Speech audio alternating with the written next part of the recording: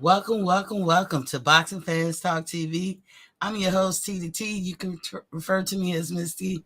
Sorry, I got tongue tied. Oh, I was trying to get here to make sure I make it. But hey, we got a great show today. We're going to be talking about Haney versus Lomachenko. Maybe we'll talk about some of the undercard and some more boxing news. A lot kind of been happening, but there's old news. We'll just be regurgitating if we talk about Keith Thurman and his latest interview he had with Ellie Setback, and then you have Earl Spence with his latest interview with his girlfriend, and the tweets that Terrence Crawford has made over time. Maybe we'll get into all of that, but this Haney and Loma fight, I think they promoted it well, and we're gonna see how it turned out. Of course, they would love for it to be just as big as Tank Davis and Ryan Garcia. We just don't know that, but y'all know the drill. First, let's turn to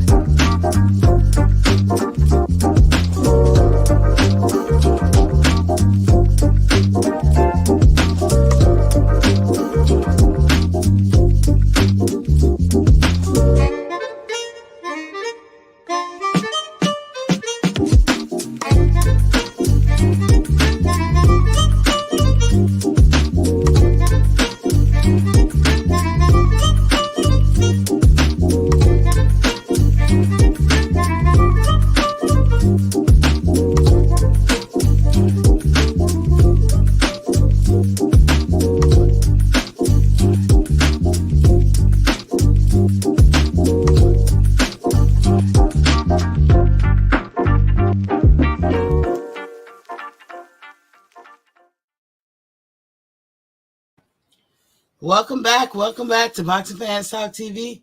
I'm your host, T to T. You can refer to me as Miss T. As I said, y'all saw the thumbnail, Haney versus Lomachenko. Who will be victorious? Or will it be age over experience? Or will it be strategy over skills? We don't know. But y'all know what I like to do at the top of my hour is talk about water. So we're going to do a water check. Listen, I'm loving this cooler that I just bought.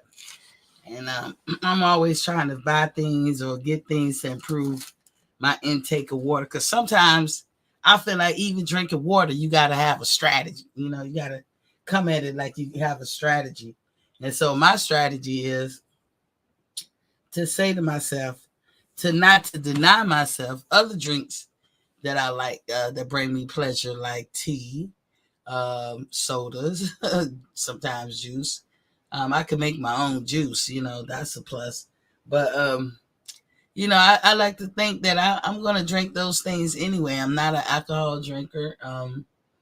But what I do is I say to myself, hey, front load the water. And then after you drink all your water, then you go ahead and you drink the stuff that you want to drink. And I find that works if you trick your mind, because the hardest part about doing anything right is the willpower. And sometimes you got to play mind games with your own mind. So water check. I believe here at Boxing Fans Talk TV that 2023 and forward, nobody should have a dehydration problem.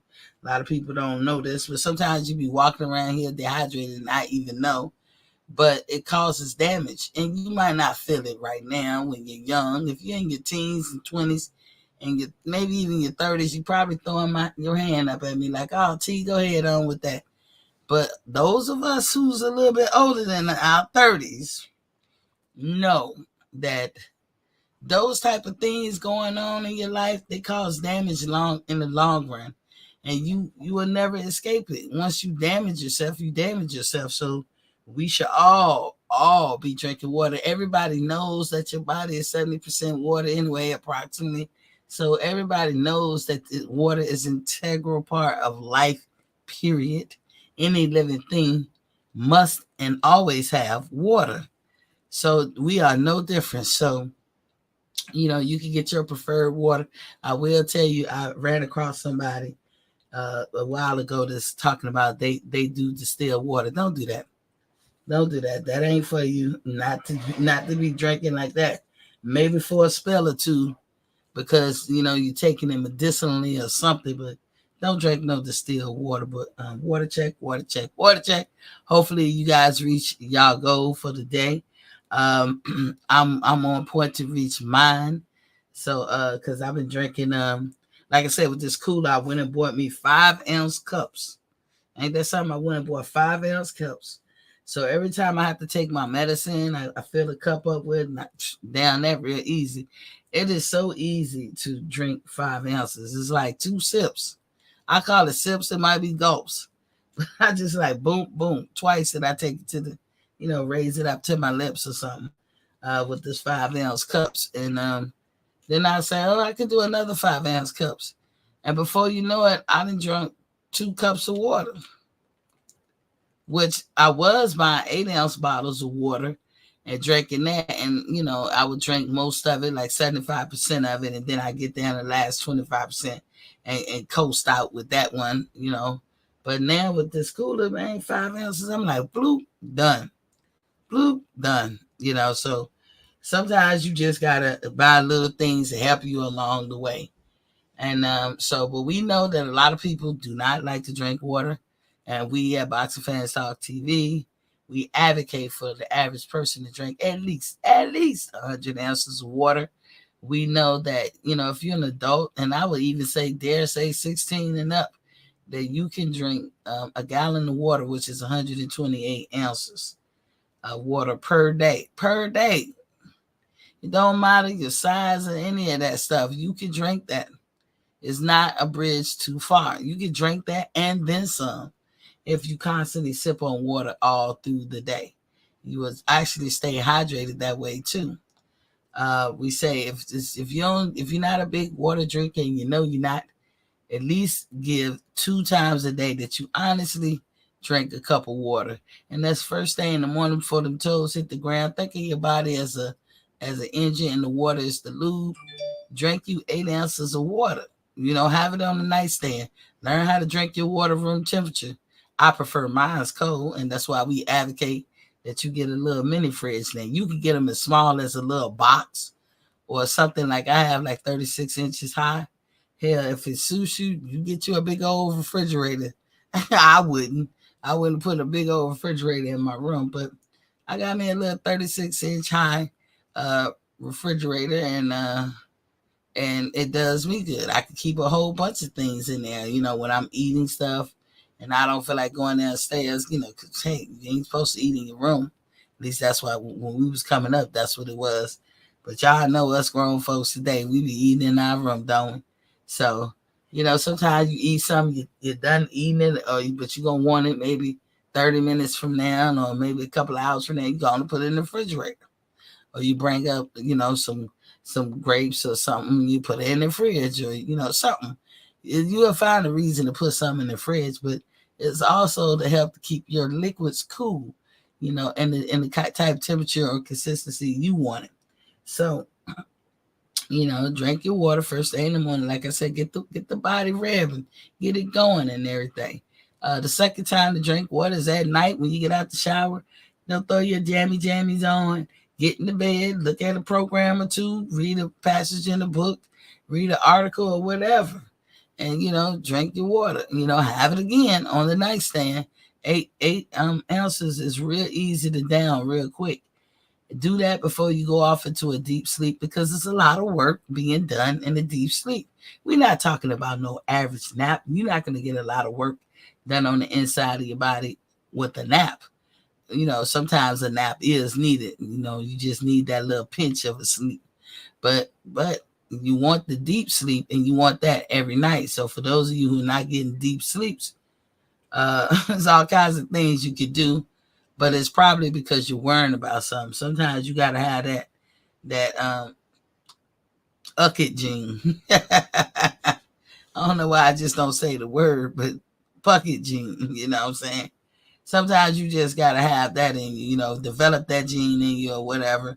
It's not always innate, but sometimes you just gotta say, oh, forget that, miss me with that. Like you don't care. Things gonna be what it's gonna be. You know what I'm saying? And then maybe you'll get to sleep. Because if you're worrying too much, that worrying will cause you to miss out on sleep. It can cause you to have panic attacks and anxiety attacks, and you don't want that. So go ahead and, like I said, drink your water at night before you go to sleep. You fall off in that deep sleep. A lot of reads going on, revamping, rebooting, recharging, recreating, you know, redirecting, all kinds of stuff is going on in the body when you sleep. And that's probably why the average person burns between 900 to 1,000 calories at night in their sleep. And that's more than you can get in an average workout. Because a lot of people think, oh, I really went balls to wall in the gym today, and I know I burned a lot of calories. You probably burnt about 300 calories tops. And that's giving you a lot, because the average workout, if you do it like an hour or so, it could be like between like 150 to 180. That's how many calories people normally burn in the average workout. So 300 will be more, right? And I'm giving you that. But 1,000 will be much more, right? You will want to burn 1,000 calories a day or something like that. And the way God made us, we could do that in our deep sleep. But I'm gonna tell you, it don't matter what you're trying to do in life. If you do not drink your water, you will fail at it. That's everything. I don't care if you're talking about a test. You don't drink enough water, you're gonna fail at it. Because when you don't drink enough water, what'll happen? You'll get dehydrated. What'll happen if you dehydrated? You're gonna have foggy mind, foggy memory. You're gonna pass out, maybe. You're gonna lose iron. You're gonna lose a lot of stuff, proteins and minerals and stuff. You're gonna throw your body off balance. So how can an off balance body take a test? Think about it. But we do water for health reasons. We want to be healthy. A fit body is a fit body. A healthy body is a fit body. See the difference? You can get fit and have a fit body and all that, but if you're healthy, automatically you have a fit body. So water is the key to it. Like there's no shortcut with that. You just gotta down your water. So water check, water check, water check. Drink up your water, y'all. Don't be crazy out here. That's the key ingredient for everything you want to do in life. Water first. Okay, now that we got that out the way, let's get on to some little housekeeping. Please hit that like, share, and subscribe button. If you haven't already subscribed, please hit the subscribe button. If you have, you're already locked in. You don't need to do it. Especially when you're watching me on replay, hit the like, and share, and subscribe. Leave a comment, a statement, a question on the replay. I'll get back with you. Whatever you ask is all to the good. I'll get back with you. If you want to hit me up at boxingfanstalk@gmail.com, that's boxingfanstalk@gmail.com. That's my email. You can ask me anything, say anything, and I'll get back with you through there too. And that lovely dollar sign in the corner, the green dollar sign with Boxing Fans Talk TV under it. That is my Cash App. I'm not monetized yet, but we do take all Cash Apps, and mostly all proceeds go back into the channel. I normally will come on Monday through Friday, 7:30 p.m. Eastern Standard Time. That's Monday through Friday, 7:30 p.m. Eastern Standard Time. Unless I got something to do, or there's nothing to talk about. I'm not gonna blow smoke up your Bueller, just to be coming on and all that. I've been taking a lot of breaks. There's a lot of things going on in my life right now. So y'all bear with me. But I still love boxing. Yes, indeed. And in boxing news, we got Haney versus Lomachenko coming up next. So a lot of us want to know who's going to be victorious. Some of us want to know, is it going to be the age over experience, or the experience over the age, or the strategy over the skills, or the skills over the strategy? Which one is going to play an integral part in the match between Devin Haney and Vasily Lomachenko? Now, being transparent, I have never been a big Lomachenko fan. I don't hate the man. I think he's an excellent fighter. I just was never a fan. Anybody that he fought, I was always preferring that the other fighter win. Not to the point that it was like negative or nothing. I can't think of the people that he fought. You know what it was probably for me? Is in my mind, they put the cart before the horse with him too. And y'all know, if y'all listen to my show, that I don't like all that type of stuff, putting the cart before the horse. You know what I'm saying? I think it's dangerous in boxing or in any kind of sport or anything that's competitive to put the cart before the horse, because then you give somebody a false sense of security, and people are not living up to their expectations, or to their best, because they believe in this, that, and the other. Like if the people in your circle is always telling you, oh, you look good, you look good, you look good, you always look good. And those just the people in your circle. And one day you move outside of your circle and people like, girl, you look hideous. What the fuck? What made you put this shit on? This shit is ugly. Then you be like, what? You'll be like, what? It'd be like a culture shock. It'd be like a ton of bricks just hit you. Why? Because the people around you kept telling you something, but they wasn't being totally honest. You know what I'm saying? They wasn't telling you their opinion versus what the world could think. They wasn't contrasting the two, And it's a way to talk about the two without being negative or putting somebody down, i.e., Vasily Lomachenko is an excellent fighter. He is an elite fighter. And I do believe that he is, no matter the fact that he hasn't had many professional fights. I think he barely had 20 fights or something at this point. But I got to say the man is elite. And do I think he's better than Floyd Mayweather was in his prime? Hell to the no. As Floyd would say, there was levels to this stuff. But you had a lot of people, and I don't know if this was them sort of branding him or trying to make his brand, shoot up real high. But they were talking about how better than Floyd he was. In Floyd's prime, that they give it to Vasily Lomachenko, that he would have beat Floyd. He was better and he could move better. Oh, they like movement then. They like lateral movements then and stuff. But when Floyd do it, it's a negative. You know what I'm saying? And I just was like, I've seen this guy fight. I'm looking at Vasily Lomachenko fight. And I don't see how you come to that conclusion that he would have beat Floyd or been better. But to me, in the end, they were putting the cart before the horse, as they always do. Because they liked Lomachenko. He was a face that they could get behind. And unfortunately, in boxing, I did a show before about it's turning out to be more like a beauty pageant than an actual boxing thing. And that's what it is. I see you, Capsule Full G. What's up, brother? I ain't seen you in a minute. Salute to you. That it was becoming more like a popularity contest. And that's unfortunate for the fighters. Okay? You're in a brutal sport, in a combat sport.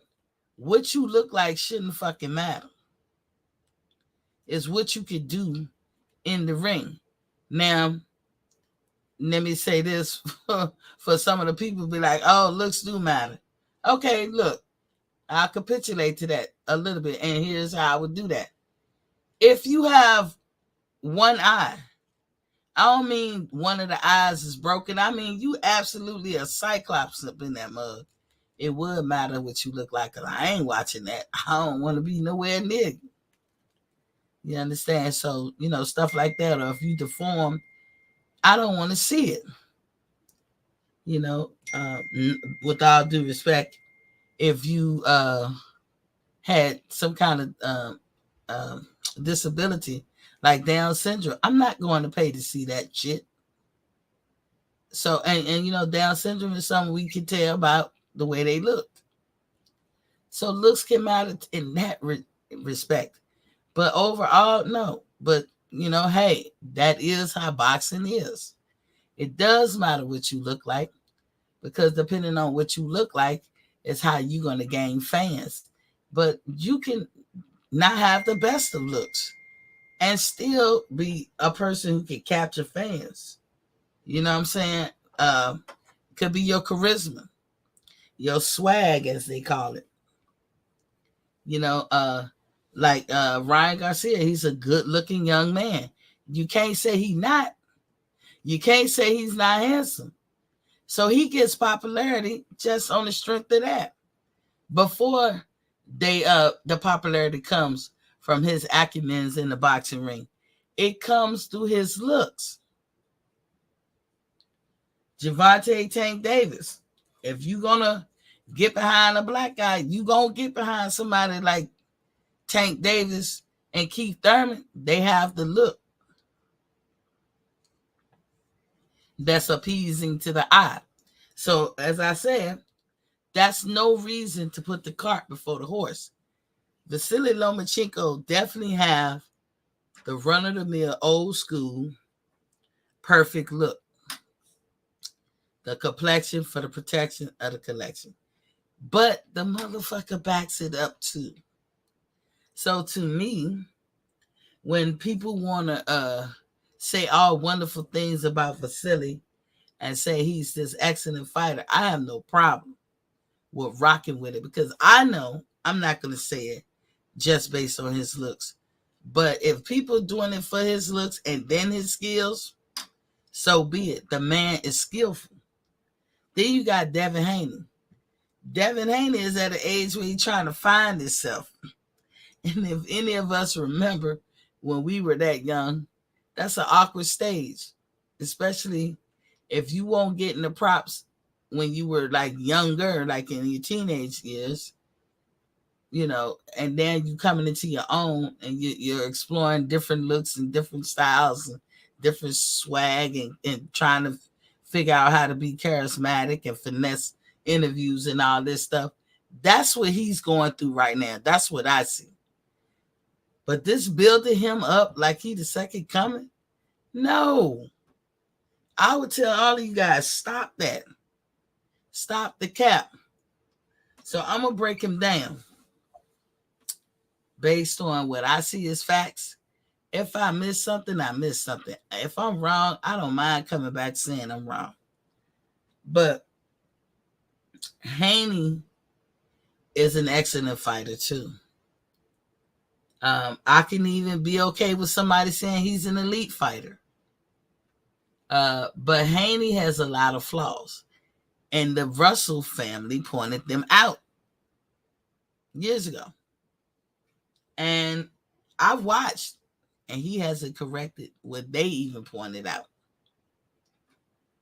You got some YouTube content creators is hitting it on the head about this matchup. Southpaw comes to mind. Now, he has his own way of delivering his content, and it's colorful, I admit, but he has a point. He made the point that Haney said, we know how you cheating and this, that, and the other. Because, Bill is a wordsmith. And Bill probably specialized in talking about Haney's father. For those of you listening who don't know who Bill is, he specialized in trying to get in your head. He's kind of like an unofficial pimp. And Bill probably, no doubt in my mind, probably told Haney, hey, talk about Lomachenko cheating. And whenever, because when, if all he could say is when the referee said break and Haney don't break, he throw an extra punch in. It's protect yourself at all times. And I looked and looked and looked. And ever since Haney said that, I went back and looked at some highlights of Lomachenko. And the cheater is not what I would call him. I would not call him a cheater. If he don't hear the word break, yes, when we hear it as Americans or people who speak English, break mean break. We know exactly what that means. Stop what you're doing ASAP. But that might not be a common word or something to hear in his ears. Being from Ukraine, I'm sure they have a different word for the word break. And the referee is not saying it in his language. So can there be some mistakes here and there? Yeah, mistakes happen amongst American fighters. How many times have we saw a fight when a referee called break and the American fighters didn't break? So that can happen. But that is a strategy of Haney. And Vasily Lomachenko would be a fool to even take on what Haney said and make it mean something. I would let that shit go in one ear and out the other. And Haney kept saying it. Because you know why? According to Southpaw, and I got to agree with him, Haney don't do good in inside fights, because I went back and watched some of his fights or highlights. He's not a good inside fighter. So if you're not a good inside fighter and you fighting the guy who loves to get in the inside, what can you do to nullify that? Sometimes telling somebody they cheating can stop them from doing their whole game. When you stop doing your game, you got to learn off the fly or off the cuff on how to do another game. That's one of your tools. That's one of your arsenals. You know what I'm saying? And that's what Haney wants to do. He wants Vasily Lomachenko not to do the inside game. And I hope Vasily Lomachenko is smarter than that. I'm sure he is, being 35 and now. I'm sure he's wise to the fact that they don't want him to do that. When I looked at that final press conference and they faced off, and that look that Vasily gave him, like, okay, now, Devin also said, oh, you like to lure people in with lullabies and then you beat them up. He was right about that shit. Vasily is very nice. He don't like to talk too much shit. He come in there humble as he can possibly be. But he gonna whip your ass. And that's Vasily is making a fan out of me, because I like how he is handling everything leading up to this fight. Now, Devin, I'm a fan of yours too, but you put 20 on 10. You be putting 20 on 10. I know you at that precarious age when you got to find yourself. I know, because I was once your age. Your daddy know too. But, if there's nothing, what I would say to Devin, there's nothing wrong with Devin Haney. Nothing. You're perfect the way God made you. You are perfect the way you are normally. Be yourself. And let that sell. And that will sell. It will sell, whether you win fights or not. But this notion that you got a lot of stuff that can you're gonna demolish Lomachenko, you're gonna make him quit. I don't know about that. As long as Vasily got stamina, I don't think you're gonna be able to do that. Even if you control the fight and win on everything, as long as Vasily got stamina, I don't think you're gonna demolish him. Because T.O. is all T.O. could do to get to the 12th round.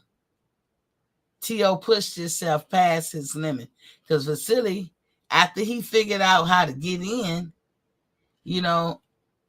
then he started gaining. He started turning the fight around.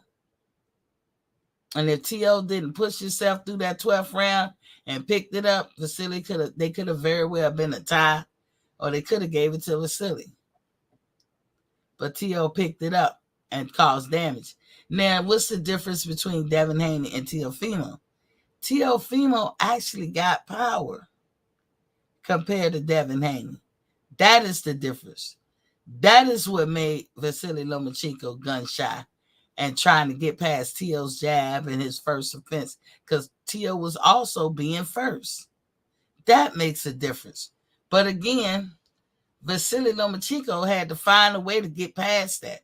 There was power at the end of T.O. hands. That's why it took him a minute. It took him a minute to acclimate to that power. And somewhere around the 7th or 8th round, he acclimated. He was like, fuck it, I'm going to get hit anyway, and I'm coming in there.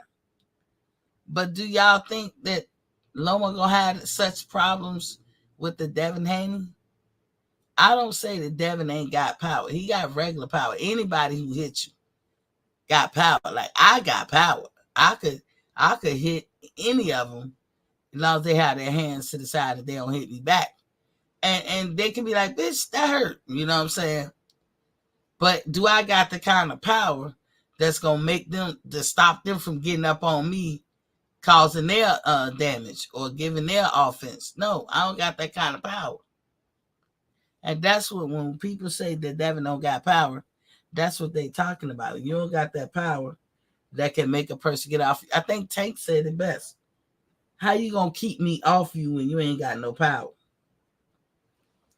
Because that's what y'all respect, right? Y'all respect power. So Devin Haney also, he throws his punches wide. To a person who's an inside fighter, oh, that's music to their ears. That's what Gary Russell and them were complaining about. Like, your punches are too wide, dude. I can hurt you with a short little jab and send you to sleep experts real quick. With a short jab, I could do that. And Devin Haney wouldn't even have an answer for that. Because for some reason, he brings the punches from Mississippi, but is it his speed that lacks? Or he just really just throw too wide of a punches? By the time he tried to get the first one in, Vasily could have hit him 3-4 times. And remember, they say you get hurt by the punches you don't see. If Vasily gets in the inside while Devin is trying to throw these large, wild, wide-ass punches, you don't think Vasily gonna hit him where Devin didn't see it coming? And if Devin don't see it coming, he gonna go night-night. Because that's usually what happens. Also, Devin likes to fight long range. Because we keep talking about inside fight. The keys to victory. Vasily need to give him all the inside fight he can give him. What you going to see is Devin holding, gripping him up, trying to walk him to the edge. Devin don't really have an inside fight. I have to agree with Southpaw on this one. That is exactly why he said, when we get close together and the referee try to break us apart, say break, you like to hit on the break. Because he don't want Loma to fight him in the inside. He want Loma to stay on the outside so he can have his long reach. And this is an advantage for Devin. He has a long reach. He's a bigger guy. That's what he wants to do. But Loma's advantage is he's fast with his feet. He got great footwork. And he come in angles. And sometimes you don't even see where he's coming from. And he likes to fight in the inside. Now that is going to be good. So these two styles, we're going to see who can take advantage of what. Can Loma make him fight his fight? Can Haney make him fight his fight? That is what everybody clamoring to see. That's what makes this match exciting And I got money on it. So if y'all want to bet, like you got people on my channel who be wanting to bet, but I'm betting $25 to ATL that Lomachenko is going to win. So I don't know who y'all got. That's what I said. Who going to win? I think Lomachenko going to win. Is this the biggest test for for either one of them? I think it is. I think Devin Haney will get respect if he has Loma on his resume and he won. I think he will get respect, but to a certain extent. Nobody ever says that Lomachenko is a power puncher. That is not how nobody describes him. I've never described him like that. If anybody do, I don't know about that. Nobody thinks that Lomachenko is a one-punch knock you out type person. Lomachenko wears you down. He makes you quit because you don't have an answer for his quickness, his moving of his feet, and his angles. You probably think like 5 people in there with you, and you become disoriented. He can almost, it's the equivalent of making you disorientated or dizzy. That's what Loma does. And that's why some of those people had quit on him. Because they was like, I don't have an answer for that. All I'm going to do is keep getting hit. This nigga over here, then he over there, then he over there, then he back there, then he, I can't find him. He won't fight at my pace. Now, if y'all think that Devin gonna move that fast, I don't know. I don't think Devin's gonna move that fast. You know what I'm saying? So I'll be very interested. Hold on, Jerry. What's up, Jerry? I'm gonna see if I can get it up. I would be very interested to see how that plays out. Because hold on, let me try to find this thing for Jerry. I would be very interested to see how that plays out. Because damn, no, that didn't work. I'm sorry, y'all. Because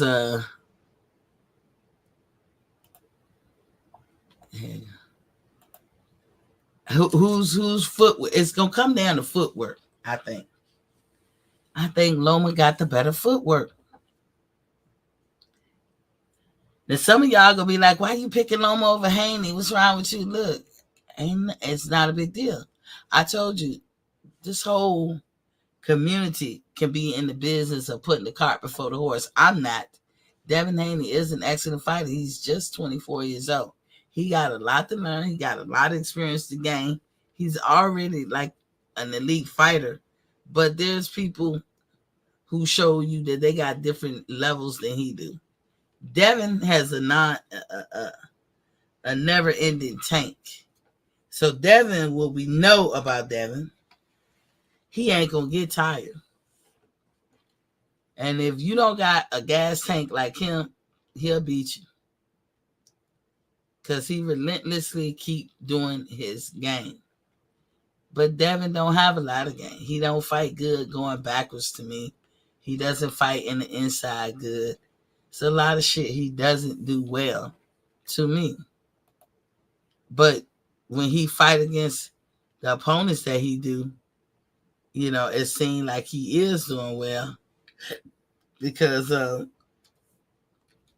they don't have an answer for him. But that's not going to be the case with some of these people. Oh, Lord, Jerry, we have problems with this one. Jerry, I don't know what to tell you, bro.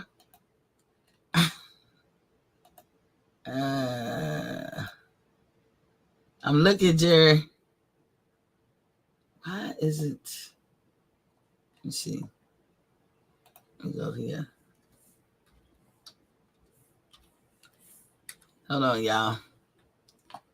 This be driving me crazy.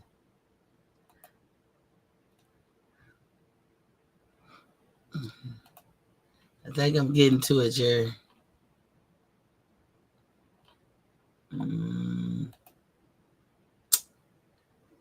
Do not disturb.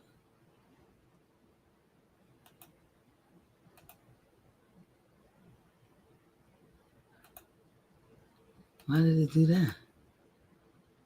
Okay.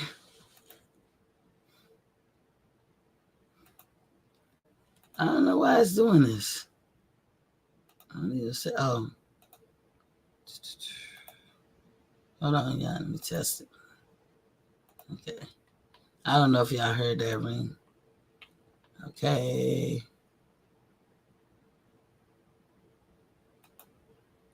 All right. I think it's up, Jerry. I'll turn it on in a minute after I finish doing my breakdown. He said, so who will control the fight off the muscle? We don't know that within the first probably ring of the bell. I just got this feeling Lomachenko go wreak havoc. And who y'all leaning with and who y'all betting with? I mean, like I said, these are both excellent fighters. Everybody seems to think that Devin Haney's gonna smash him and run away with it, but I don't think so. I think Vasily knows something, but he's one of them humble guys. He's not gonna say much in the beginning and this, that, and the other. So it's just funny to watch their press conference because he be looking at Devin and be like, go ahead, shoot your shot, say the bullshit you want to say. I ain't worried about it. Jared, the phone lines is open. But yeah, that's how he is. And I'm gonna also put this in the. I'm dropping the link if anybody want to sign in. But yeah, this fight is gonna be very, very interesting. I can't wait to see it. I'm actually gonna buy it. I always said I was protesting PBC, not Top Rank.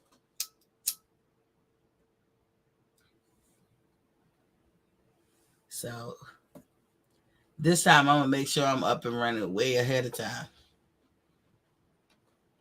Because last time nothing happened. Like Jared, like I said, the number's open. The link is there. But this, I've been watching the weigh-ins and the press conference. And Devin, I don't know who you try to convince. But like I said, I'm gonna put my money on Lomachenko. And I downloaded that app. I had my friend send me the app for MGM to do the bets. But when you download that app, and I remember I was there, they was like, hey, you want us to help you download the app so you can make future bets? And I was like, no, I should have because you got to show your ID. And that's got to be in person. Y'all know I ain't going to Vegas. So I can't even bet on MGM joint. I like MGM's. Real simple. Real easy to make bets through their thing. I know other people probably using other bets and all that. If I don't fully understand the betting world or the app or whatever, I wouldn't. But I think if there's ever a boxing match to bet on, this is the one. This is the one because I think they got Lomachenko as an underdog, and I don't know why they would. Hold on, y'all. I hear shit. My mouse won't let me get there. Keep calling. Shit. I don't know what's going on. We hear you. All right, hold on. Hello? Hey, I know that was Jerry. Call in again, Jerry. I could not get to the page. I don't know why. And it's up here twice. That's probably why. Let me close that out. I don't know what's going on there. Jerry, try to call in again. If that was you. I'm on the page now, but it was hard. My mouse wouldn't let me get over there. My mouse wouldn't let me get over there. But anyway, yeah, so we got that. Now, I touched up on, and some people going to say I'm late to the party a little bit, but I had touched up on Keith Thurman's little interview with Ellie. Keith Thurman, in a sense, dropped jewels. When I did a couple of videos about this whole situation, and I told how I felt like that fight was never going to happen. Now, a lot of people want to concentrate on the fact that they say Errol Spence is a man of his word, that he's strictly doing what he said he's going to do. But he's not really doing what he said he's going to do. He's not the truth sayer, as everybody say. You know what I'm saying? Keith Thurman let it be known that according to him, he was going to be having that fight in February. That fight in February was not going to be the one that's slated for this 154 pound. Not that I remember. There was no talk of that we heard about or anything. Little did we know that November, Errol Spence and team, that's how I'm going to put it, had petitioned the WBC to fight at 154 for no belts with Keith Thurman. This sounds more like Al Heyman and them trying to sweeten the deal to make Keith Thurman go ahead and fight. Errol Spence go ahead and fight Keith Thurman. But as far as Keith thought, he was going to be fighting in February. Now, and I'm just giving you a brief run over. Now, Errol Spence postponed the fight. He did something that a lot of fighters can't do. In fact, his stablemate couldn't even do it like him. When Jermell Charlo broke his hand or whatever he did to his hand, he couldn't just call off the fight. Hey, Jerry, call one more time. I got the page up. My mouse wouldn't let me get to the page for some reason. But when I answered it, you had just hung up. So, but yeah, Jermell Charlo could not just say, yo, I hurt my hand, I broke my hand. One of those sanctioning bodies was like, we got to legalize this, put this in writing, Playboy. And I think it was the WBO or somebody. They was like, look, you got to get this shit in writing, and you got to do this, and you got to let us know. Because more than likely, Jermell Charlo, being undisputed with 4 belts, he's probably not in touch with each and every sanctioning body, every move that he makes. I can see that happening. But it behooves you, if you're a champion, to talk to the sanctioning bodies, because they don't know what you're doing. They're not mind readers. They don't know that you chilling or you making shit up or you really got an issue. And they can't come off like they unfair.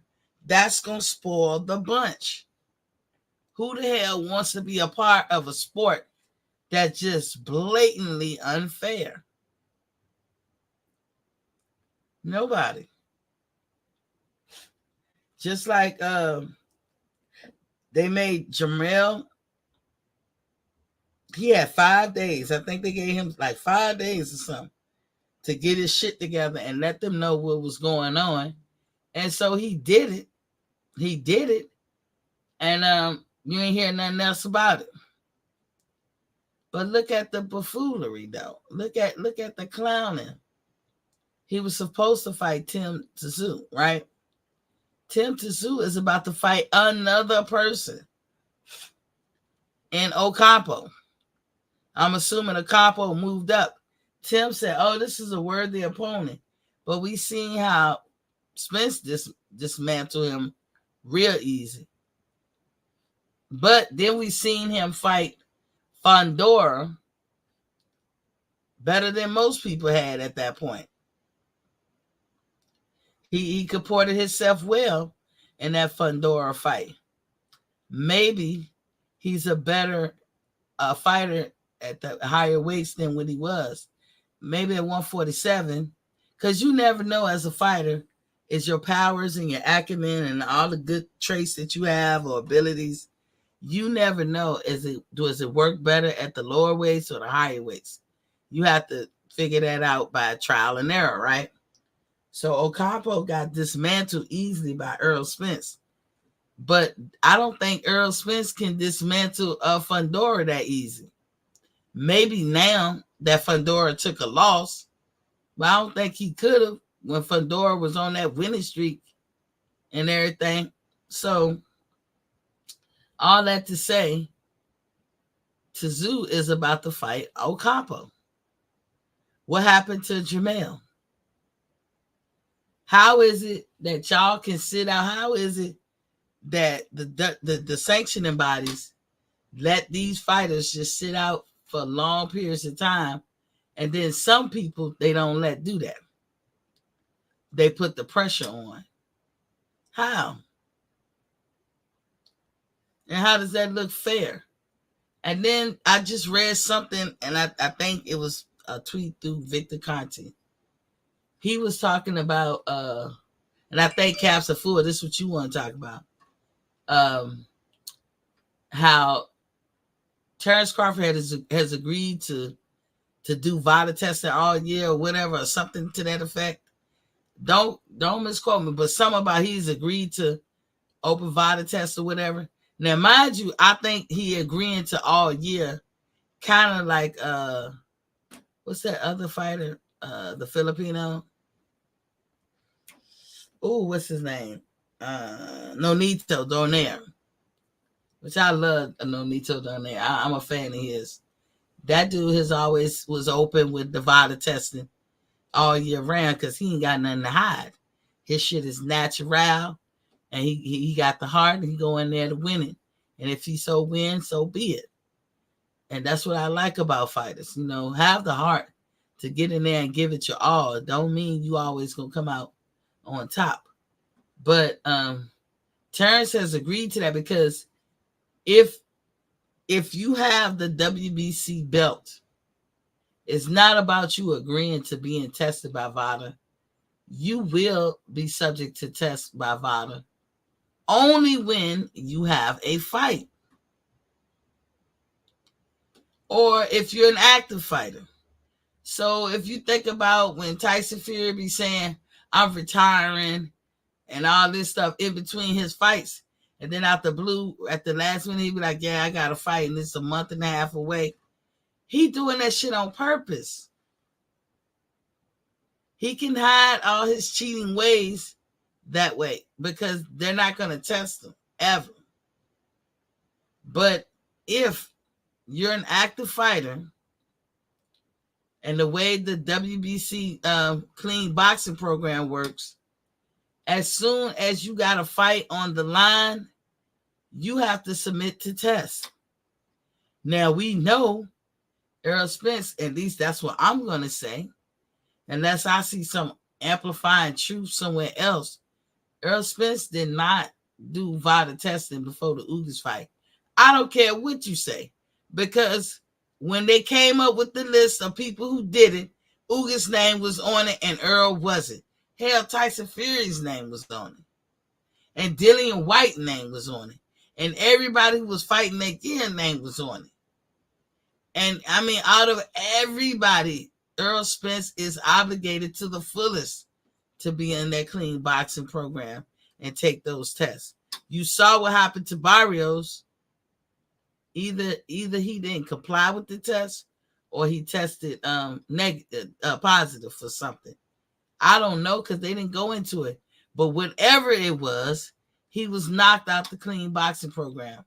And when WBC does that, they will strip you of your belts and or take you out of the rankings if you don't comply with that. And the way it goes, I showed y'all, I did a show on that it's the top 15 fighters.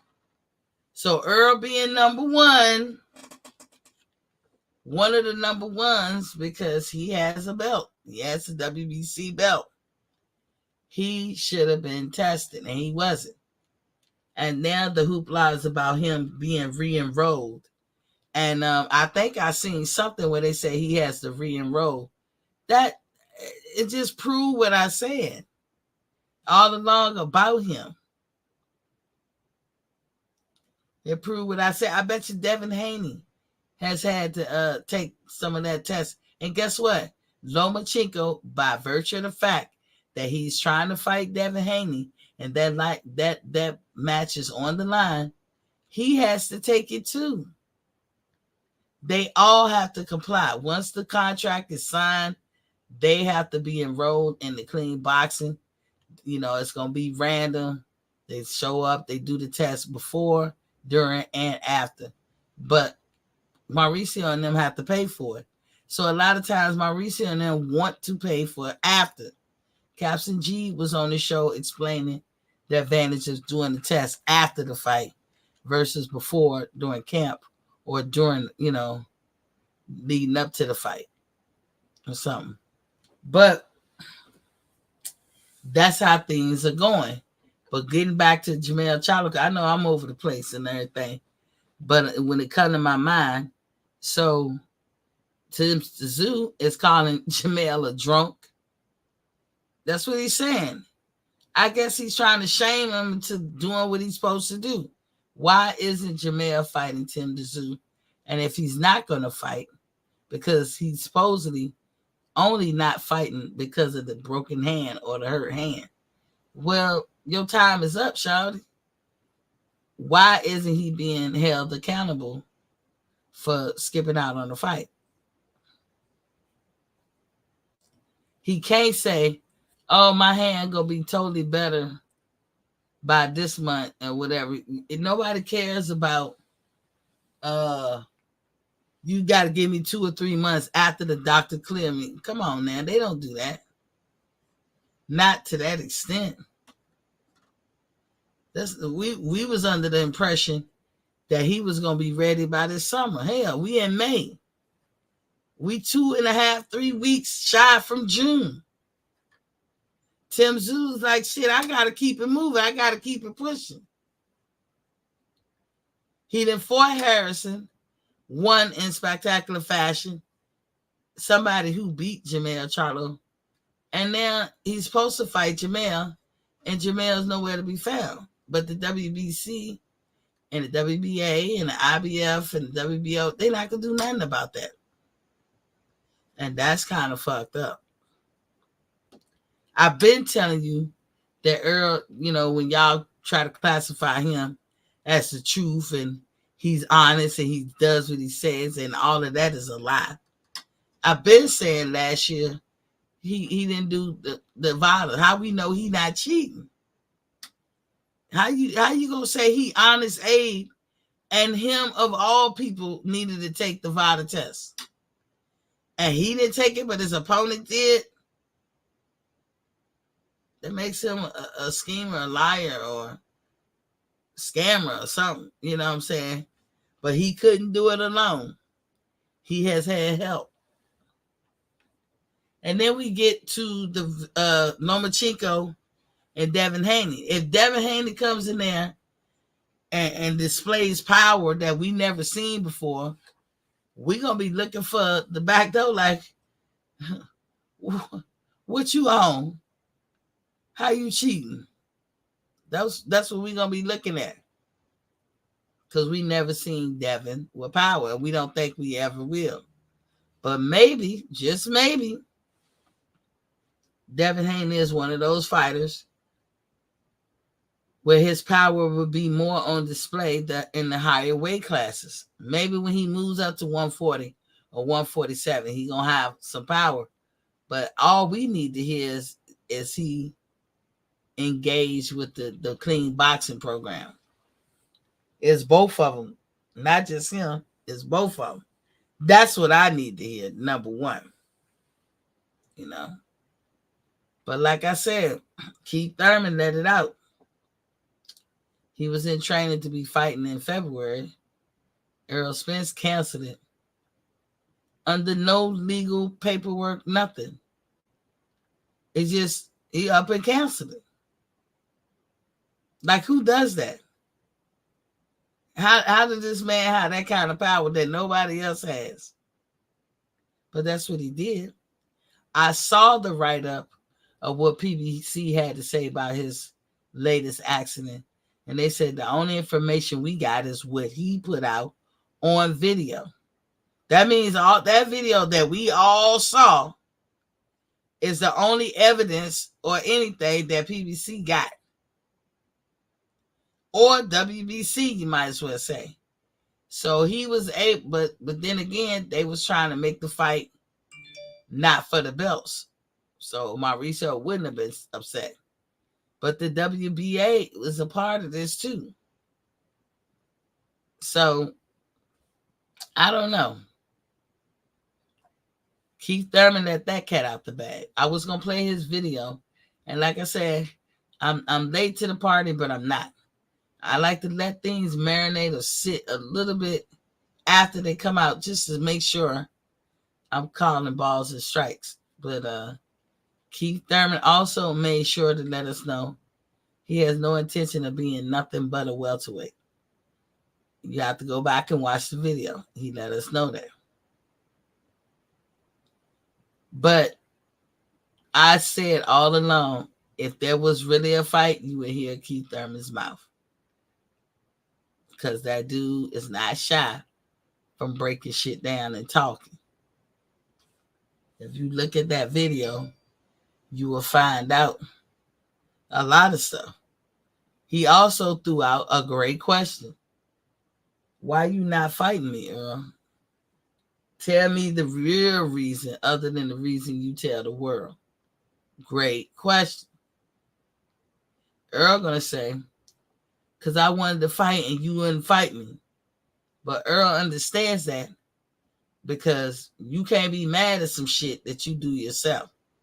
If you despise what he did and how he did it, you would not have turned around and did it yourself. If you notice how Jerron Ennis and them talk, they always talk like, "Oh, it's okay. We gonna wait out there. We patient. We just trucking along. Blah blah blah. And I know they frustrated as hell. Jerron been asking for a fight with them with Terrence Crawford and Errol Spence 2-3 years ago. So I know that they frustrated as hell that shit be working out the way it worked. And somehow or another, these fighters, in his opinion, are wiggling out of trying to face him. But he got to look at what he does as well. But he been on one of their ass more than anything, and that's Errol Spence's ass. But Errol Spence always find a way to wiggle out. Now we coming up in the summer. Remember, they gave him a deadline with dates. Let's see if they take his belts. He's getting dangerously close to them taking his belts.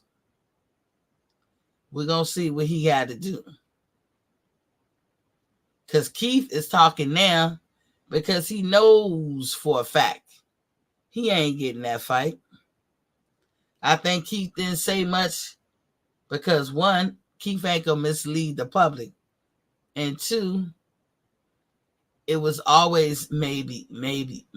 Even when they canceled February, maybe Keith in May. So Keith ain't going to burn his bridge. But now that he know it ain't a bridge to be burned, now you hear Keith's mouth. Not to mention, Errol Spence has recently come out. And he's saying his piece. That was calculated and that was strategized. I ain't mad at Earl for doing it. Hey, do what you got to do to talk to your fans. Or even the people that don't like you. Do what you got to do. But him coming out and all that, you knew it was calculated. Because when she tried to end the show a little bit early, he said, no, we ain't talking about Ugas. That's a controlled interview. She asked him the questions that a lot of us wanted, but she accepted his answer. She never really gave pushback or pushed him on some things. Which, again, overall, great interview. Ain't nothing wrong with their plan on doing the interview to let the fans in on some stuff, let them clarify whatever. But that was a controlled interview. That wasn't lost on me. So we all heard what he wanted us to hear. Now he lets out a tweet saying he feel played, and everybody's up in arms trying to speculate who he talking about.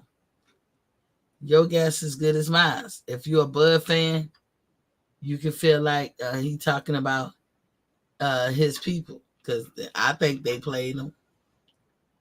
If Al Hammond threw a monkey wrench in his ability to make $25 million or get the money that he was gonna make from the Saudis, then I think they've been playing him. You know, if he said him and Terrence are talking, and the conversation is pleasant, maybe he's hearing somebody. You know, like before he just carte blanche gave Al Hammond full authority over his life. So now it seems like he might be like, oh shit, let me it's my career, let me look into it. And I mean, it's hard to come back to look at and say, you threw away 25 million, you threw away possibly 30 or more. Why wouldn't you think I want that?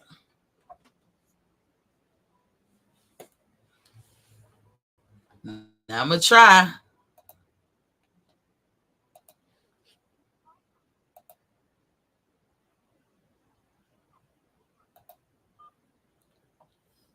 Hello? All right, Jerry, I can hear you through my speakers. Can everybody hear him? I don't know. We ain't got much people. Can you hear me, Jerry? Hold on, Jerry. Don't hang up. Don't hang up. Let me go back. I don't know why this does that, Jerry. I really don't. Oh hell. Let me see. Cause I thought that. Don't hang up yet. Ooh. I don't know. Carry to Google Voice. This lets you. I don't know. It's set up for web call. I probably got to redo it from the ground up. I don't know, Jerry. Like, I hear you fine. Can't nobody else hear Jerry? But Jerry can't hear. Why can't Jerry hear? And I hear something else in the background.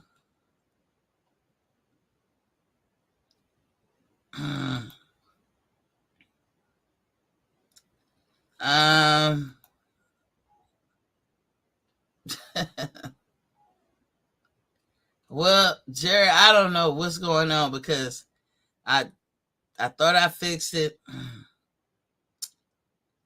Calls outgoing, incoming, select device.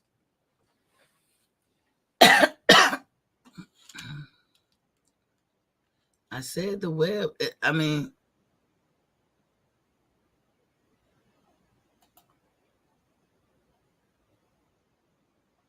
I don't know. I'm gonna try something, y'all. Ooh. Google Voice MS. Everything's set up the way it's supposed to.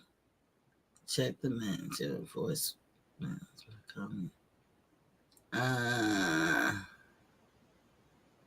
I don't get it. I'm gonna try something.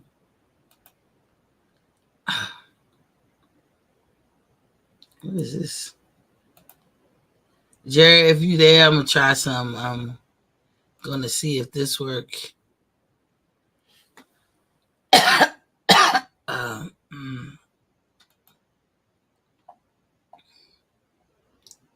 I'm gonna see if I can call Jerry, y'all. Jerry, can you hear me? Can you hear me? Hold up. Hey, can you hear me now? You can't? Okay.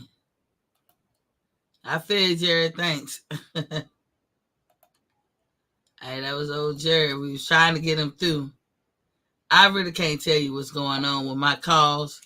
But that mess is a trip. But Jerry, you welcome to do it the regular way, like hit the link or whatever, you come through.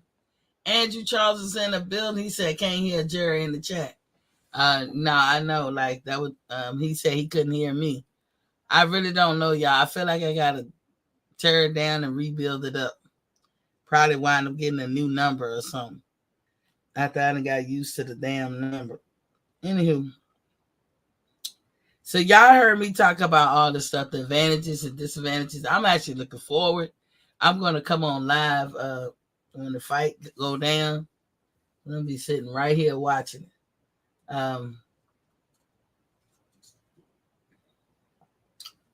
It's $60. It's $59.99. It's probably gonna be on ESPN Plus. So make sure y'all ESPN is up and running and all that before tomorrow, because you don't want to be trying to do that shit when the fight about to come on. You got Nico Ali Walsh. He's one of the undercards. Maybe this will be a good undercard. I don't know, but Bob Arum. Shout outs to Bob Arum for putting this fight on right away. Dan Tan is in the building. He says, salute Queen T. Salute to you too, King. Yeah, this is a great fight. I would have loved to see Devin with Tank or Shakur.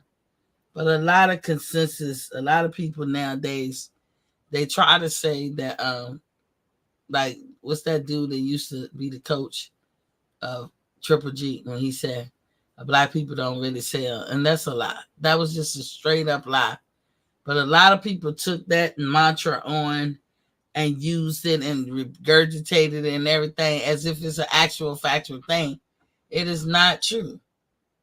I want to see black fighters fight black fighters, white fighters, Puerto Ricans, Mexicans, any kind of Latinos. I don't give a fuck what color you are. I want to see fighters fight fighters. If you have something to offer and you think you all that as a fighter, then put yourself on the line and let's get to it. That's what I want to see. But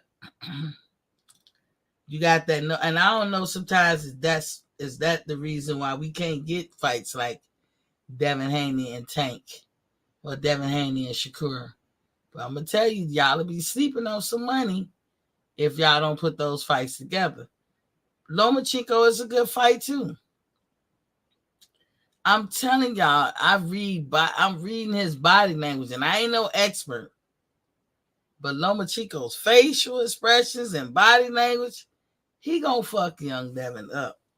I would be shocked if he don't. Andrew Charles said, my gut telling me Haney gonna stop Loma. Loma gonna be fuming about the push all night tonight, so it should be a good one. Oh, I ain't even see the weigh-ins. I always wait till after I get offline to check the weigh-ins. Devin Haney trying to make it. He trying to sell it. And it's funny to see. At one point, I would give him he in his late 20s. Would this stuff be a much more smoother transaction and easy for him? But in the words of Biggie Smalls, you see through, boo. You see through. I see you a mile away. You see through. I can see Devin for what he's trying to do. He's trying to sell it. And that shit just what he's doing don't come natural to him. But if he do it enough, it will. So I ain't totally mad at him. He's trying to sell it. Just like he said, I'm mad at Loma. No, you're not. No, you're not. You being strategic. You probably got good people around you in your ear telling you, yo, while you at it, let's get Loma before he on his way out the door. Don't let Tank get him first. Don't let Shakur get him first. You should get him first. But I think Loma is serious about saying this was his dream. Y'all got to think Lomachenko was an amateur way longer than he should have been. And it has its advantages and disadvantages for him doing that. But mostly I see disadvantages like if you conquer the world the first time out, take your ass to another level. But he did one of them Clarissa Shields. He's about the only man that has had amateur wise the same kind of accolades that she has. I seen her in the commercial or something. Somebody was saying, I guess they got mad because she said she the face of boxing. You know, and if she, I guess she said if she was a man, she would be the face of boxing. And she said, well, and she looked behind her and said, did I lie? Sometimes her bravado is too much. But in that case, I was like, yeah, I can see what you're saying. Did she lie? Anybody with her accolades would be the face of boxing. Hands down. But because some people can't get to the accolades, or these promoters getting in the way, we can't get the fights we want to see. So you can't win the hardware, you know, the belts and all that stuff. So we gotta judge who the face of boxing based on how much they can sell. Why is that the only criteria? It can be one of, but why is it like the main criteria?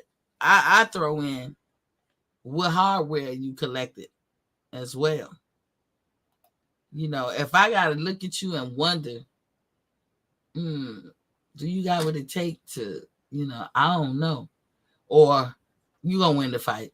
If I'm saying you gonna win the fight, every time you go to fighting, I don't care who you are as a boxer, you boring at that point. You're not taking a chance. You're not going for broke. You're not trying to secure a legacy.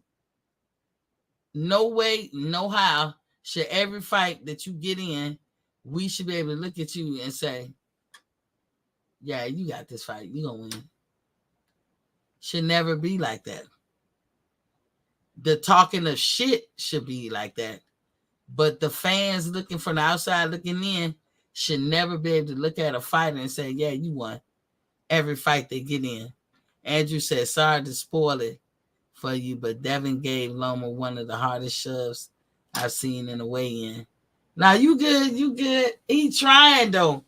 Andrew, honest to God, do you think he putting 20 on 10? Do you think he that mad? He trying to take Lomachenko's heart. I'm just telling you. I think Lomachenko is going to surprise a lot of people. He definitely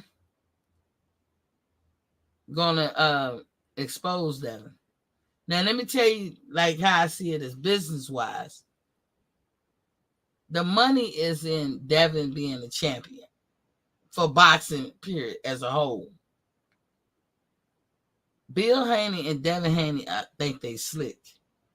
If you remember at the final press conference, they was lullabying Bob Arum because they know if you're not going to benefit Bob don't give a damn about what you talk about.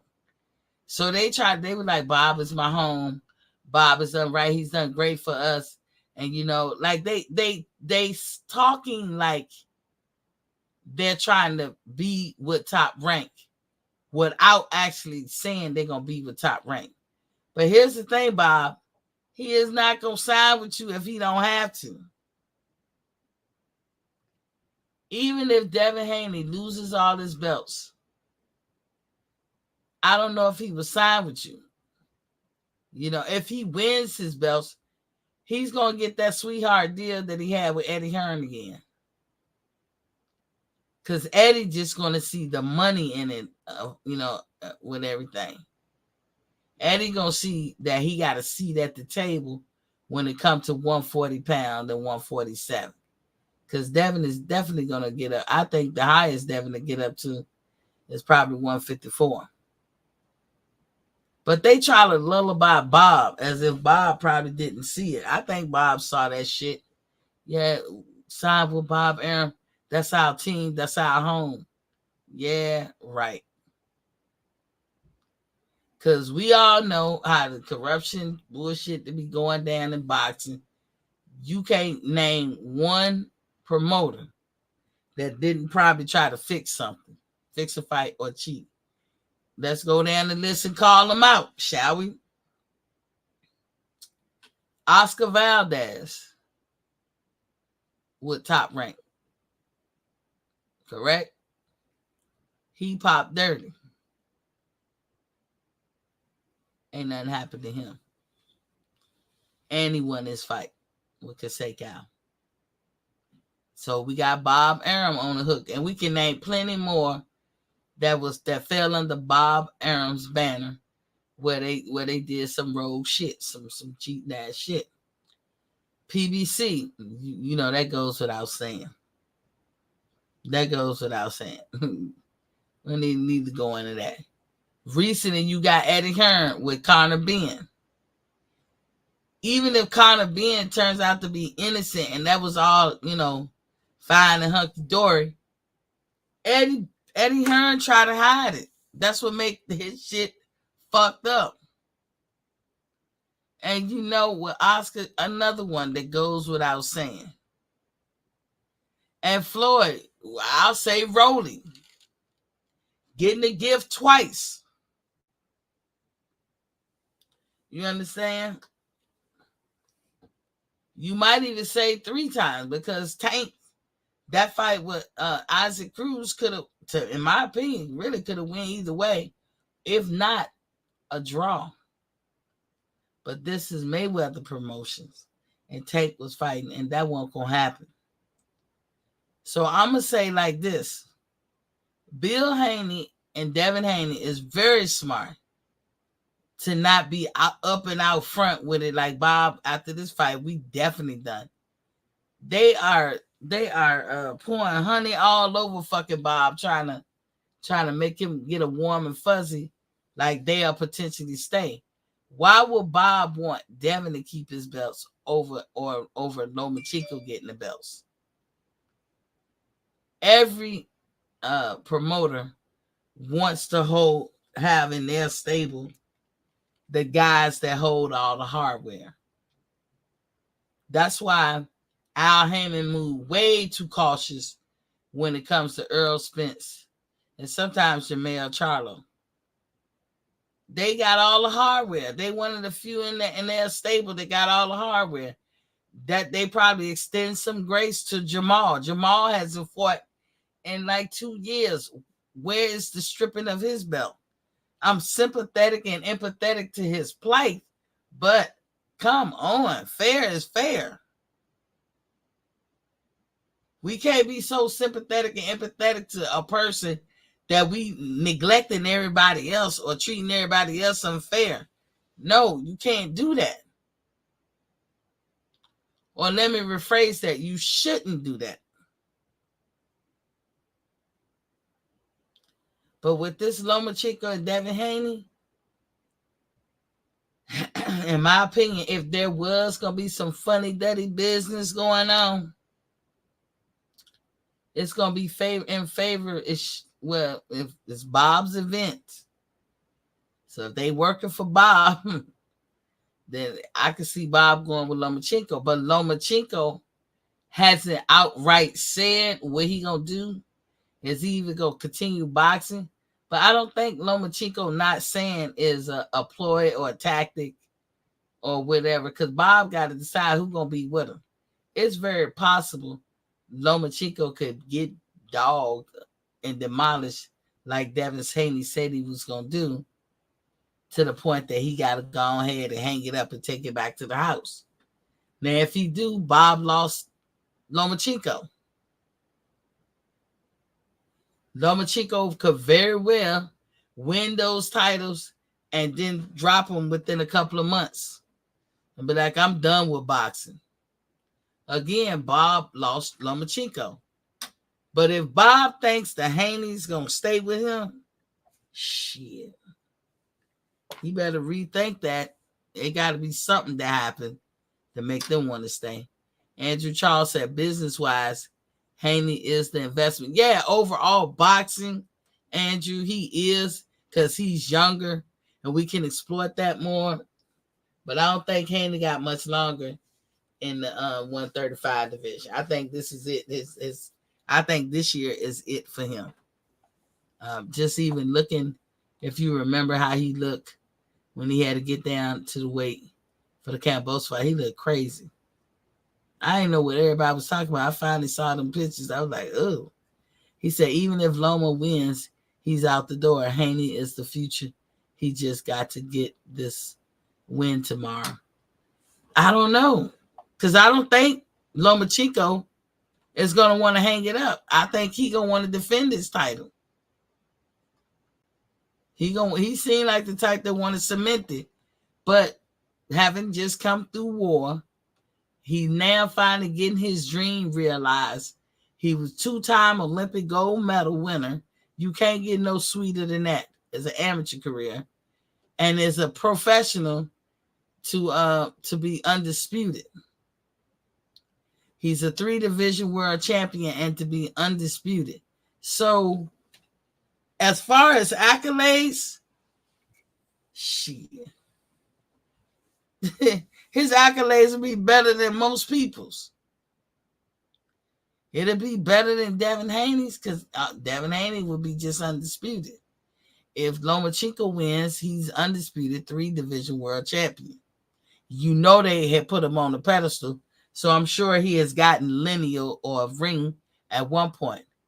His resume would be better than Errol Spence. This is a man who barely got 20 fights. And I do got to say something about my boy, Big Fish. I was looking at the show the other day, Big Fish. I think he said, percentage-wise, you guys always try to, when y'all talk about Bud and Errol, y'all try to relegate it to just 147 when y'all talking about Errol accolades and how he's the big fish. But then when you talk about pound for pound, let me say this, and when you talk about percentage of knockouts, you have to say the whole career. You have to look at it from the whole career. That's the only question. If Big Fish was here, this is a question I would ask him to clarify. Is he talking about just 147 or the whole career? Because Terrence Crawford got more knockouts than Errol Spence got fights. So sometimes when you touting somebody's percentage, it's kind of misleading. JH is in the building. What's poppin', King? He said, "What's up, Miss T?" He said, "What was up with that push?" Refresh my memory, JH. The push on what? But yeah, Terrence Crawford got more knockouts than Errol Spence got fights. Lomachenko is about to have a better resume if he wins. He already kind of do because he's 3-division world champion, and he had 3 belts when he lost it to Tio. He had 3 belts. So if Errol Spence only accomplished three belts, a lot of people beating him out. Never mind Terrence Crawford. He said, "Oh, Devin shoving Loma." I haven't seen it, JH. Andrew was just telling me about it. I normally watch the weigh-in after I get off the show, but I'm gonna go and watch it. I think Devin just putting 20 on 10. He's trying to convince the world. I think he's trying to sell it. He's not charismatic yet. He's not smooth with his words and cavalier. He's not smooth with it. And I don't blame him for trying to sell a fight or trying to make it. The worst thing that can happen to Devin right now is for them numbers to come back so in the toilet compared to Tank Davis. He got a steep hill to climb, and you best believe, he worried about those numbers. That's why they probably put the price what it is. It's $59.95. Now it was $85 with Tank, and they did 1.4 million. Do y'all really think that Devin Haney and Lomachenko gonna get that? Even though, because it's for all the marbles, it is a very important and strategic and integral fight for this division. It should be the biggest fight because of what's on the line. But Devin suffers, and I'm being honest, I ain't putting him down. He suffers. He's like how Earl say, he's a man with no land. When Earl said that shit, I be laughing every time. You're a man with no land. Okay. What I mean by that, you got all the belts, all the accolades. Because remember, he had the WBC regular. So he got the Super WBC. He got franchise. He got all that shit. But your fame is not equal to what you have earned. That's the hard part about boxing. But I tell you this, the sooner boxers realize if they just take a chance and get in there and fight everybody, regardless of the outcome, you're going to see how you winning. Y'all better take a note or a page out of Ryan Garcia's book. Ryan knew. He had to know he was not going to beat Tank Davis. But he was convincing that he would. And he was determined not to let Ryan destroy him. That's why he quit. At first, with the naked eye, you be like, nah, you try to give him the benefit of the doubt. But if you go back and watch the tape over and over again, he did quit. Can I say that any of us in his predicament wouldn't do the same? We'll most certainly do the same. It probably did hurt. He probably said, I'd rather that, like other people said, than to have a highlight reel of Gervonta knocking my head clean off my head, off my shoulders. You know what I'm saying? He didn't want that highlight.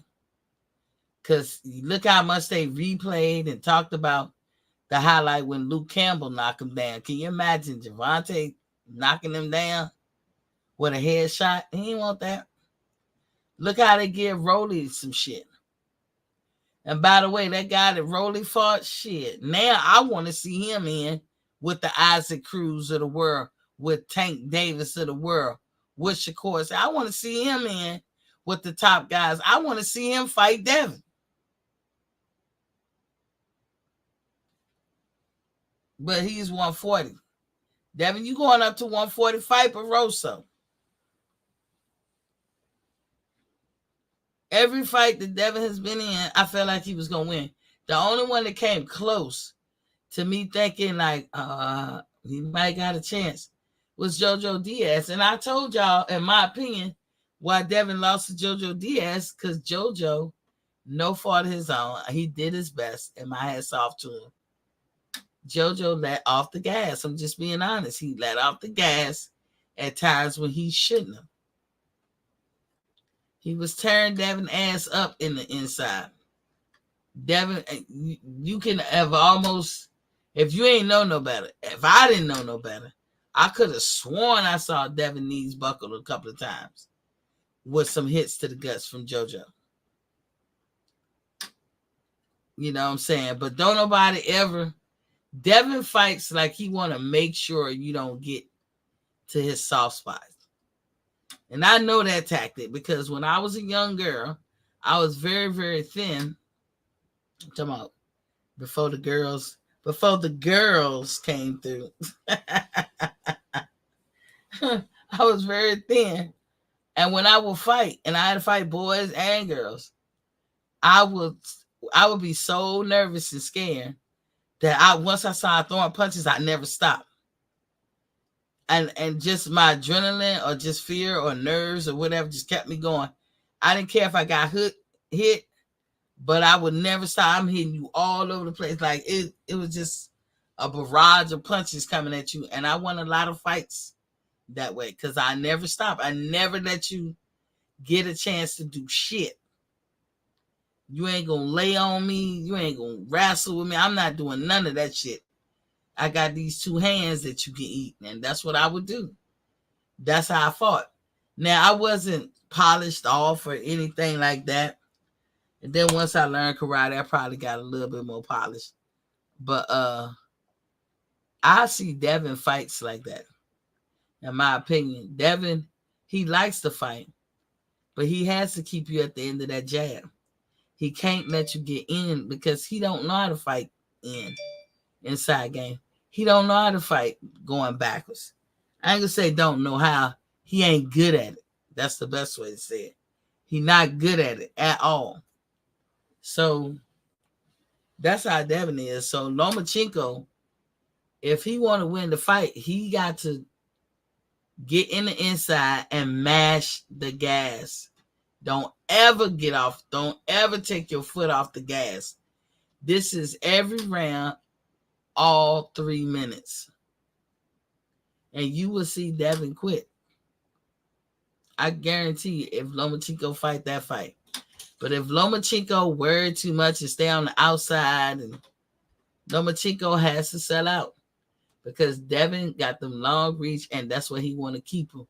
And I'm telling you, when Devin throw his punch wide, I think when he got a chance to sit down and he bring his punch from Mississippi, I think he can hurt somebody or at least give him pause. But if Lomachenko get in the inside when he's doing that, by the time Devin connect with his punch, Lomachenko could have hit him 3-4 times. The key to victory for Loma is speed, angles, moving the foot, and in the inside game. Point blank period. The keys to victory for Devin, keep him at the end of your jab. That's what he got to do. Because to fight any other kind of way, that's a Loma fight. If Devin can't keep that boy at the end of the jab, he done.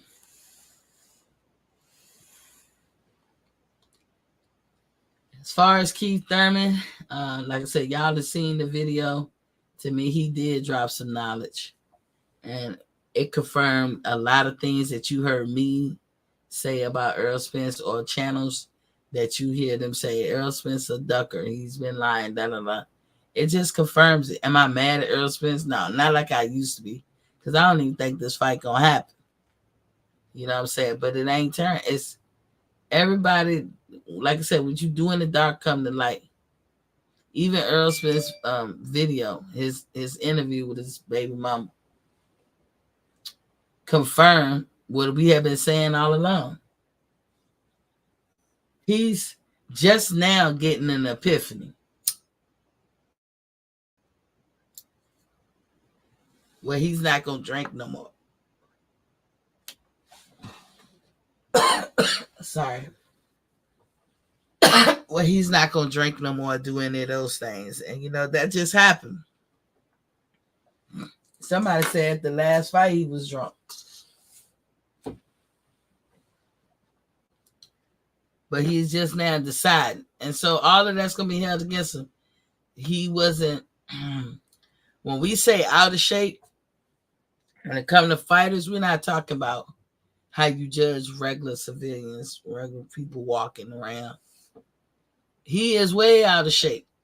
Because if his fighting weight is 147, he didn't look like no 147 sitting up there. He looked every bit of a light heavyweight and then some, just a little. He didn't look roly-poly or nothing, but the man is bigger than 147. He probably should have been moved up, but he got to ask why he did his career the way he did. So we all can make decisions we think is for the best, and in retrospect, we be like, oh man, like me being in the military, I should have went the route of officer. I got more love from the officers than I did enlisted. Looking back, I can see that, but at the time, the heart wants what the heart wants. Just because you want it, that don't mean it's good for you. You know, so it's going to be interesting to see how things play out. I wonder what they're going to do for Jermell Charlo. At this point, he's a duck to me because you were supposed to come back and fight Tim Tszyu. There's no reason Tim Tszyu should be fighting Ocampo. He should be fighting you. So at this point, Charlo is on the duck list. Jamal, at this point, I get it. You went through your shit. Shout out to you for having the strength to get through it, and I hope everything gets better for both of you, you and your wife and your kids. However common, this is a business. I cash out somebody $5 now if they can tell me where I got that from.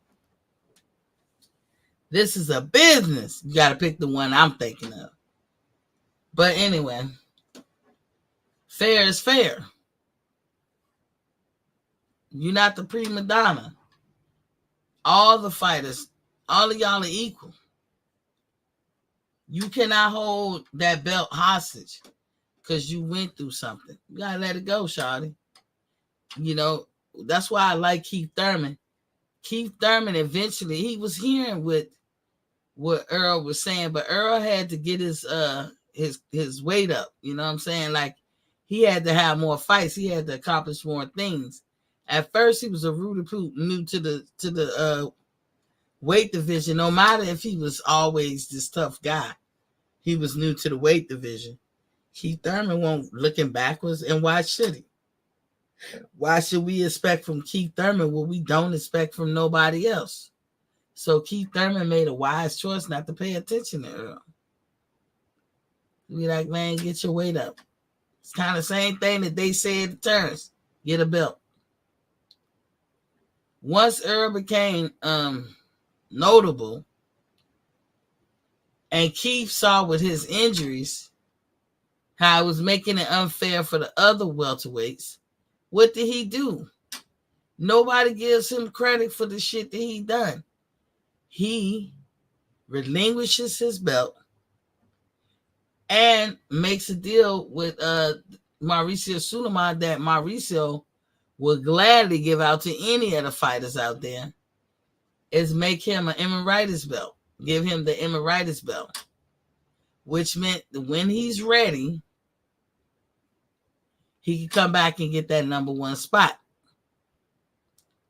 So Keith didn't pull no tomfoolery. Nobody pulled tomfoolery when Keith got that number one spot at the WBC.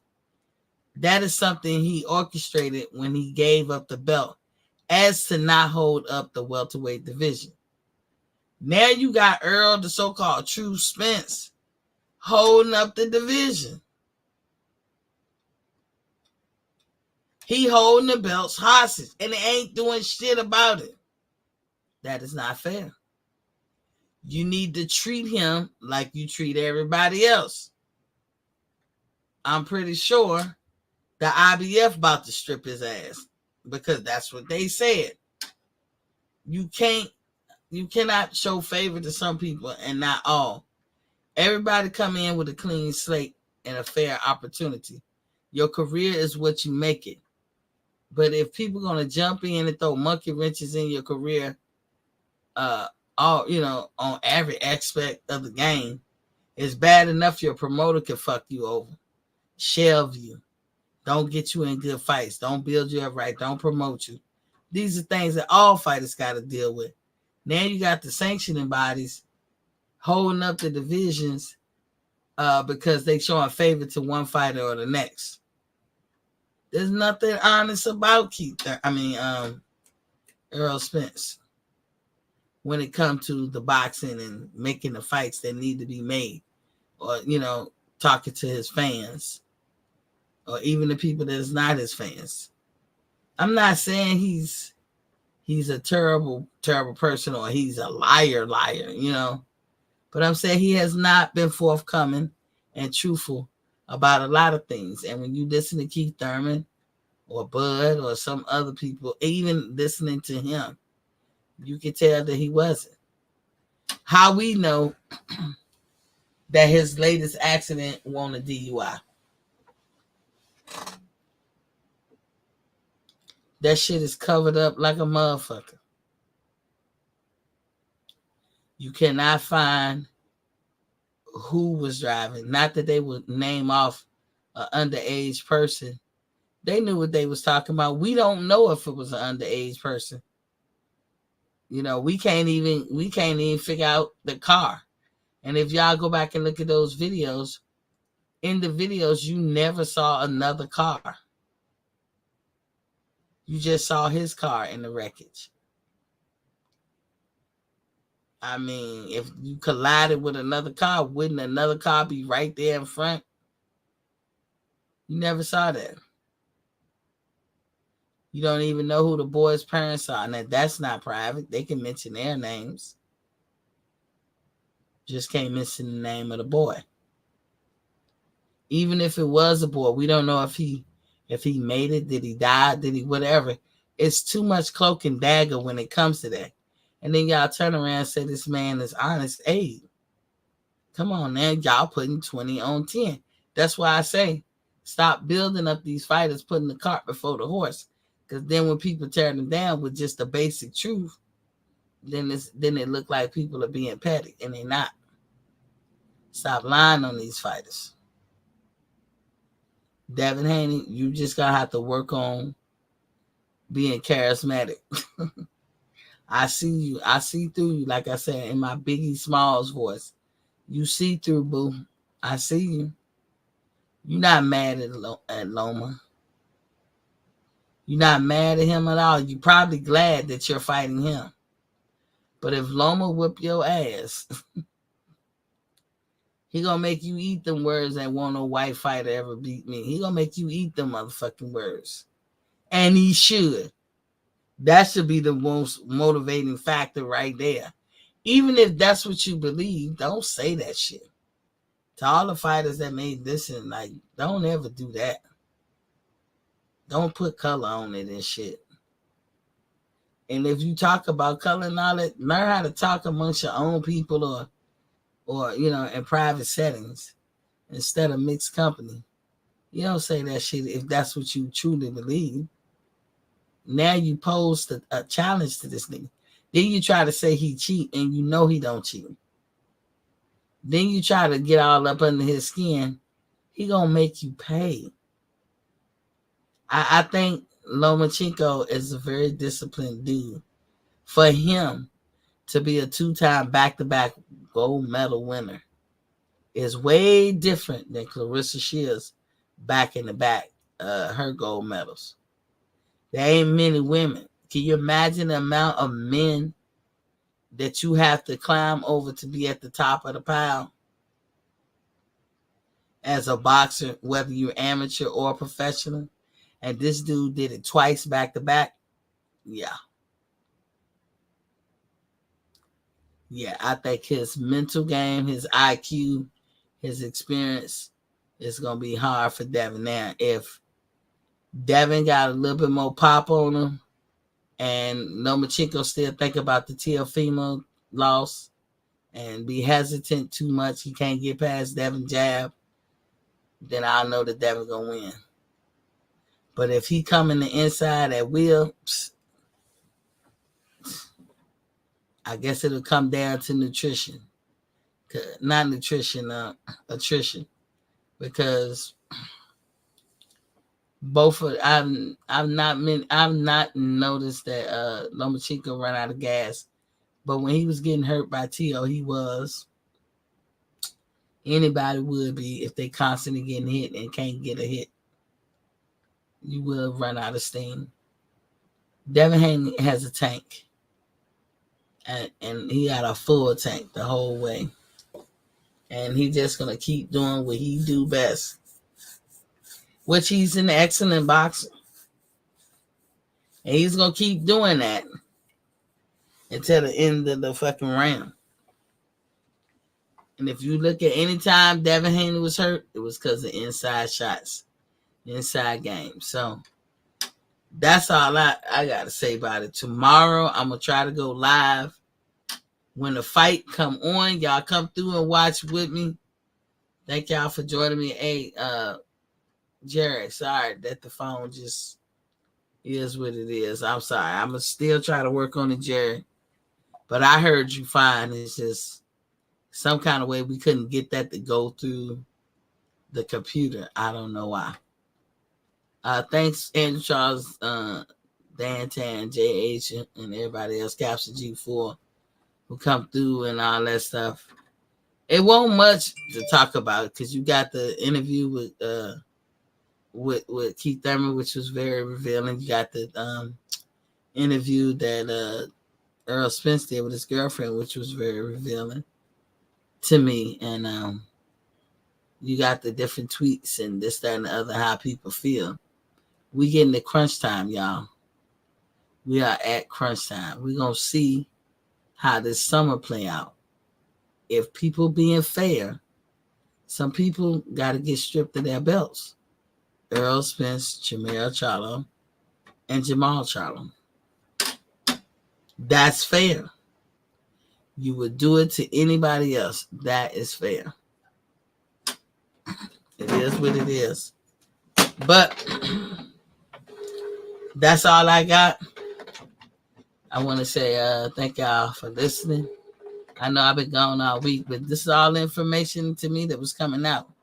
And I know y'all going to hear it in other places and all that. But until it means something, till I glean a good little nugget off it, do I even want to talk about certain things? But I will be watching that fight. I hope you guys watch it too. Would they break 1 million? That is the question. If Devin Haney gets 800 to 900 or 1,000 or even 1 million, he gonna feel like he alright. He gonna be like, oh, I'm good. But that will probably be because, you know, the whole world probably rather Lomachenko wins. And Devin is really trying to sell that fight. Because if Devin gets under 500,000, even if he had got 500,000, which is an okay number. If he gets that, man, the clowning he gonna get, taking the boy is gonna clown the shit out of him. Because Tank gonna be, that's why Tank said, I am the face of boxing. How is that possible? And you know how hold no belts. But hey, as I said, if somebody want to say he is, you get no argument here. The only argument I gave was when he said he's legendary. You're not. No. Don't put the cart before the horse on that one either. No. But if Tank or Devin were to fight, I would say Tank, hands down. If Devin and Isaac Cruz fought, I'm gonna say Isaac Cruz, hands down. Why? Because they relentless. Well, Isaac is relentless, is why I say him, and he got that power. Tank got that power, but Tank is more strategic than Devin could ever wish. And Tank can do a lot of things great. Some of the things that Devin can't do great, Tank know how to do. So that's why I got Tank. Now, Shakur Stevens, I edge him over all of them because he can do what all of them do with the greatest of ease. He can fight backwards. He can fight forward. He can set traps. He can lure you in. He can outpoint you. He said he got power. Everybody got power, regular power. Because if you didn't, people would just maul you over. But I think, he can outbox all of them. That is Shakur Stevens. But the only person that would give him some competition would be Gervonta Tank Davis. That's the one that would give Shakur Stevens some real competition. Everybody else, Shakur would win easily. But in the words, that's all I can say. That's all I got. In the words of Pamela James, peace.